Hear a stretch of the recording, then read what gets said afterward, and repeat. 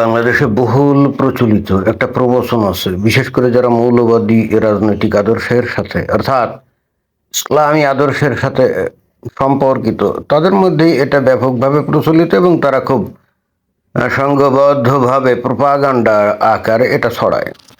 এবং সেটারই এই যে প্রতিফলন এখানে এই একটা ফটোকার্ড সেখানে দেখা যাচ্ছে। তো সেখানে বলা হচ্ছে যে অনেক এলিট হিন্দুরা চায় নাই ঢাকা বিশ্ববিদ্যালয় হোক, কারণ সেখানে মুসলমানের ছেলেরা লেখাপড়া করবে। কথাটা কে বলেছে? মার্দিয়া মমতাজ। তো ওনার পরিচয় কি? উনি হলেন জামায়াতে ইসলামী মনোনীত সংসদ সদস্য। জামায়াত ইসলামী মনোনীত সংসদ সদস্য অর্থাৎ বাংলাদেশে ইসলামী মৌলবাদী রাজনীতির সাথে সম্পর্কিত এবং সেই আদর্শ অনুসরণ করে। এবং হ্যাঁ, এরাই বস্তুত বাংলাদেশে আমরা দেখি যে খুব বেশি এই ব্যাপারে সোচ্চার, অর্থাৎ এই ঢাকা বিশ্ববিদ্যালয় এইটা করার সময় রবীন্দ্রনাথ বাধা দিছিল, অমুক বাধা দিছিল, তমুক বাধা দিছিল, হিন্দুরা বাধা দিছিল। হ্যাঁ, এই ধরনের তথ্য তালাশ আমরা ইদানিংকালে পাই এবং এইগুলো ব্যাপকভাবে প্রচারণা করা হয়। এর মূল উদ্দেশ্য যতটা না সত্য উদ্ঘাটন, তার চাইতে বেশি হলো হিন্দুদের বিরুদ্ধে বিষোদ্গার। আমার কাছে এটাই মনে হয় যে এখানে প্রকৃত সত্য উদ্ঘাটন এদের মূল উদ্দেশ্য না। মূল উদ্দেশ্য হলো যে কোনোভাবে হোক হিন্দু এবং ভারত এদের বিরুদ্ধে বিষোদ্গার করতে হবে। ভালো কথা, বাংলাদেশের মুমিন মুসলমানরা তাদের আদর্শই তো হলো যে অমুসলিমদের সাথে তারা সম্পর্ক রক্ষা করবে না এবং বন্ধুত্ব করবে না, এটা তাদের ইসলামী আদর্শ। এখানে কিন্তু কোনো রকম উল্টাপাল্টা কিছু বলার সুযোগ নেই বা এর বিরুদ্ধে কিছু বলার সুযোগ নেই। এবং একই সাথে অমুসলিমদেরকে এরা কিভাবে দেখে? নিকৃষ্ট প্রাণীর চাইতে অধম, এরকমভাবেই কিন্তু দেখে। এবং সেই হেতু কিন্তু বেসিক্যালি কথাবার্তাগুলো বলা। তো ঠিক আছে, আমি যদি তর্কের খাতিরে ধরে নেই যে এলিট হিন্দু যারা ছিল সেই কত 2021 সালেই তো ঢাকা বিশ্ববিদ্যালয় প্রতিষ্ঠিত হয়েছিল, রাইট?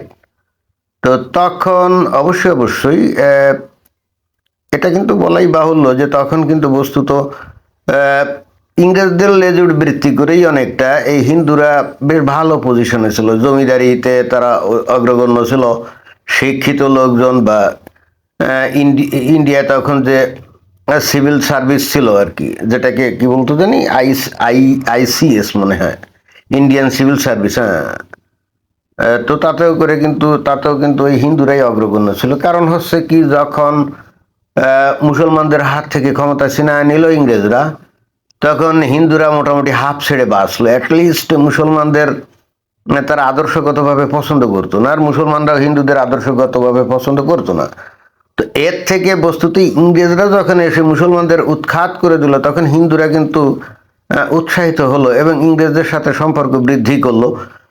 আর ইংরেজরাও চিন্তা করলো যে এই ভারতবর্ষে যদি তাদের সাম্রাজ্য দীর্ঘদিন ধরে উপনিবেশ দীর্ঘদিন ধরে চালাতে হয়, তাহলে হিন্দু মুসলমানদের মধ্যে অবিশ্বাস তৈরি করতে হবে। এবং সেই হেতু যারা নাকি বঞ্চিত ছিল যে হিন্দুরা, তাদেরকে বেশি করে কোলে টানতে হবে। এবং এটারও একটা অন্যতম কারণ ছিল, সেটা সবাই জানে যে মুসলমানরা বস্তুত যেহেতু ইংরেজরা যেহেতু মুসলমানদের শাসন কেড়ে নিছিল, অর্থাৎ মুসলমানরাই তো ভারতবর্ষ শাসন করতো, তাই না, মুঘলরা।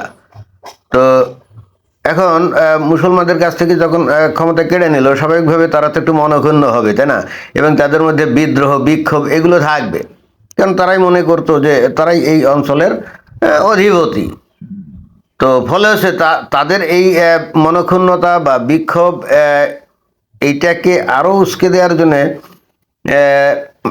অথবা অন্য কথায় বলা যায়, বস্তুত যখন ইংরেজরা আসলো, তখন যেহেতু হিন্দুরা চিন্তা করলো এটা একটা মোক্ষম সুযোগ, এবং সেটাই তো হওয়ার কথা, তাই না? কারণ মুসলমানদের শাসন তো হিন্দুরা পছন্দ করছিল না। তো অন্তত আবারও যদি উপনিবেশবাদে যেতে হয়, তাহলে অন্তত আধুনিক উন্নত কোনো জাতি যদি উপনিবেশ তৈরি করে, ঠিক আছে, আমরা সেটাকে মেনে নিলাম।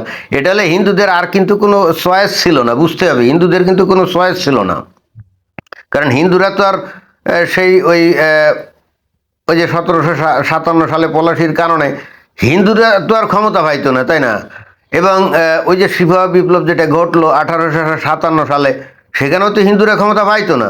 তাহলে হিন্দুদের মূল উদ্দেশ্য থাকবে কি, ঠিক আছে, আমরা যখন ক্ষমতায় পাচ্ছি না, তাহলে যারা নাকি এতদিন ধরে ক্ষমতা ভোগ করছিল তারা আউট হয়ে যাক, আউট হয়ে অন্তত ইংরেজদের মতো একটা সুসভ্য জাতি উপনিবেশ তৈরি করে কৃষকে তাদের কাছে ইংরেজ শাসন কিন্তু অপেক্ষাকৃত গ্রহণযোগ্য ছিল, যারা অন্তত হিন্দুদেরকে ঘৃণা করতো না। বাট মুসলমানরা তো হিন্দুদেরকে ধর্মীয় কারণে ঘৃণা করতো, তাই না?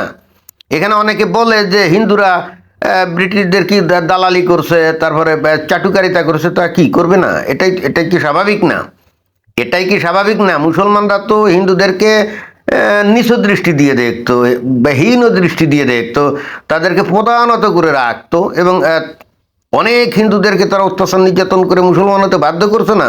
তো এই ইতিহাসগুলো তারা জানতো না। মুসলমানরা কিভাবে এই ভারতবর্ষে হিন্দুদেরকে হত্যা করছে লাখে লাখে না কোটিতে কোটিতে, এগুলো কি হিন্দুরা জানতো না? তো তাহলে হিন্দুরা কি স্বাভাবিকভাবে সেই মুসলমানদের শাসন থেকে আউট হয়ে যাওয়ার চেষ্টা করবে না?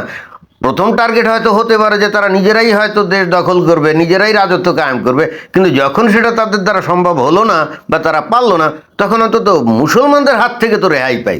বিষয়টা কি এরকম দাঁড়াবে না? তো এখানে দালালি বা তোষামোদির কি হলো আমি ঠিক জানি না, এটা তো পরিস্থিতি সাপেক্ষে হিন্দুরা এই সিদ্ধান্ত নিয়েছিল, তাই না?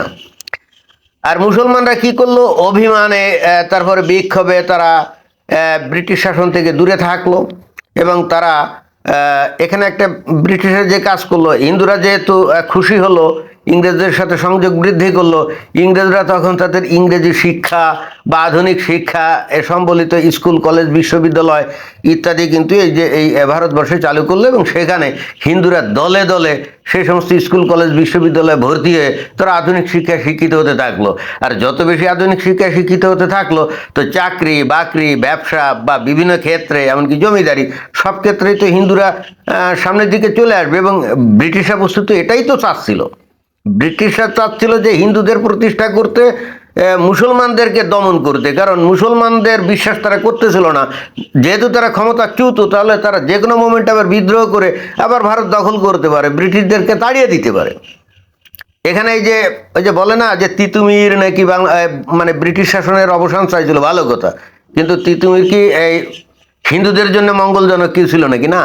তিতুমির তো বেসিক্যালি এই তিতুমির কিন্তু বেসিক্যালি কি কি চাইছিল? সে তো এখানে ইসলামী শাসন চাইছিল, তাই না? ইংরেজদের হটিয়ে দিয়ে সে ইসলামী শাসন চাইছিল না। তো এটা কি হিন্দুরা চাচ্ছিল নাকি? না। অর্থাৎ মুসলমানদের কাছে তিতুমির বীর পুরুষ হলেও হিন্দুদের কাছে কিন্তু তিতুমির বীর পুরুষ ছিল না। যদি তিতুমির জিতে যেত, শরিয়তুল্লাহ জিতে যেত, তাহলে ভারতবর্ষে তো শরিয়া শাসন ইসলামী শাসন কায়েম হতো। সেটা তো কোনোভাবেই ভারতের হিন্দুদের জন্য ফেভারেবল কোনো কিছু ছিল না, তাই না?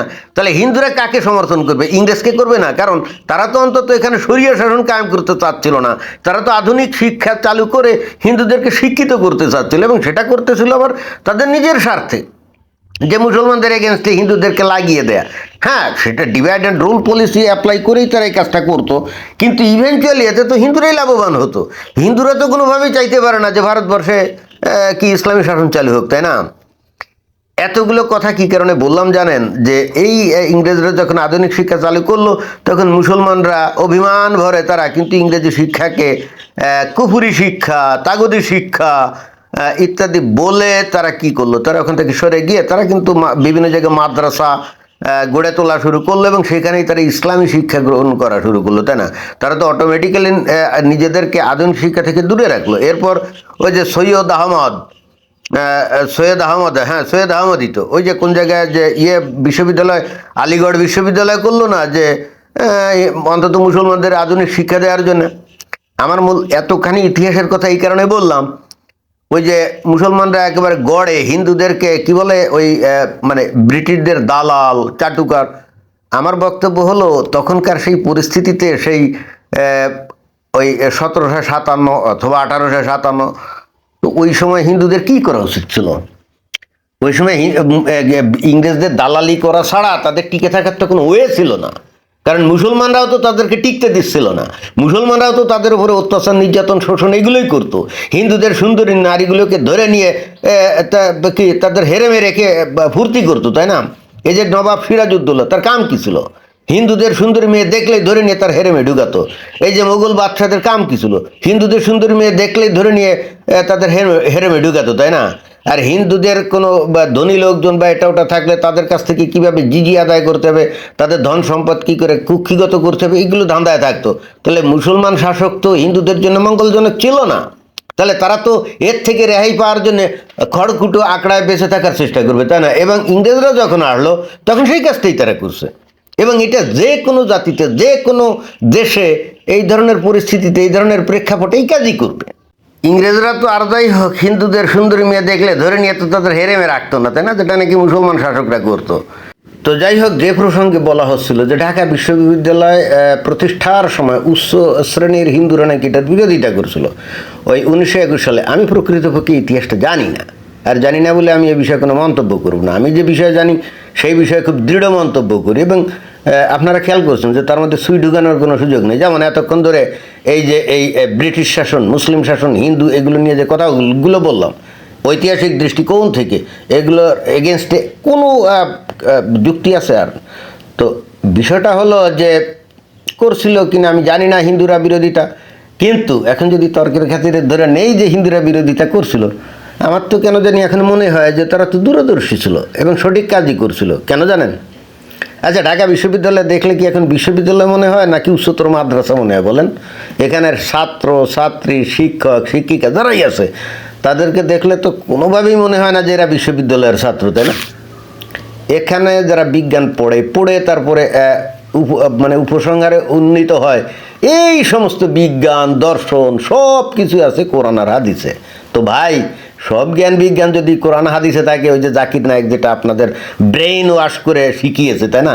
তো আপনারা যদি এটাই বিশ্বাস করেন, তাহলে ইহুদি নাসারা কাফেরদের এই যে জ্ঞান বিজ্ঞান, পদার্থ বিজ্ঞান, রসায়ন বিজ্ঞান, জীববিজ্ঞান, দর্শন, সাহিত্য, এগুলো পড়ার তো কোনো দরকার নেই। এবং আমার তো কেন জানি মনে হয় 100 বছর আগে ওটা বুঝতে পারছিল ওই হিন্দুরা যে মুসলমানরা তো মানসিকভাবে এরকম, অর্থাৎ তাদের জন্য বিশ্ববিদ্যালয় গড়াটা আসলে ঠিক না। আমার কাছে তো এখন সেটাই মনে হয় যে তারা দূরদর্শী হিসাবে হয়তো বিরোধিতা করছিল। 100 বছর পরে আপনারাই তো, মানে মুসলমানরাই তো এই বিশ্ববিদ্যালয়কে মাদ্রাসা বানিয়ে ফেলছেন, তাই না? তাহলে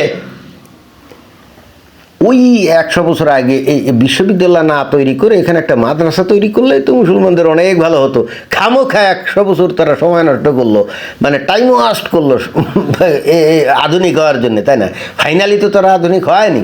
তারা তো ফাইনালি ওই 1450 বছর আগেকার যে আরব সমাজ ছিল, তারা তো সেদিকেই ধাবিত হয়ে তারা তো ওই অতীতকালে চলে গেছে, তাই না? তো মুসলমানদের জন্য তো আসলে এই ধরনের বিশ্ববিদ্যালয়, ওই যে হুমায়ুন আজাদ একবার বলছিল যে ওই মুসলমানদের জন্য বিশ্ববিদ্যালয় মানায় না, কি ঠিক না? তাদের মানায় কি? মাদ্রাসা। তাহলে যদি এই ধরনের অপবাদ দেওয়া হয় যে হিন্দুরা এটার বিরোধিতা করেছিল বিশ্ববিদ্যালয় তৈরির, তো তারা তো মুসলমানদের পক্ষেই কথা বলছিল, কারণ তারা বুঝতো মুসলমানদের দরকার ইসলাম শিক্ষা এবং তার জন্য মাদ্রাসা দরকার, বিশ্ববিদ্যালয় কেন বলেন? ধন্যবাদ।